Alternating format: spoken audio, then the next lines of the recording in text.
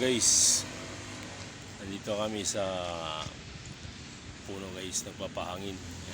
Nandito si paring Mark guys. Bumati ka kapatid. Shout out ka sa mga kapatid nating Muslim. Hello. Ayan. Shout out sa mga nanonood. Guys, nandito kayo guys. Napakasarap ang hangin dito guys. Dito kami sa New Zealand guys. Street. Nagapulot lang kami ng tawag yan. Nagapulot lang kami ng yung mga dahon na laglag. $1 ang isa. Ayun o, nag-umpisa na yung kaibigan ko. Pupulot na yun doon.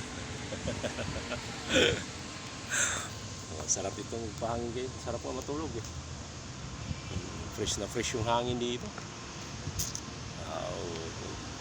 Ingat tayo mga kapatid. Mabuhay tayong lahat. God bless.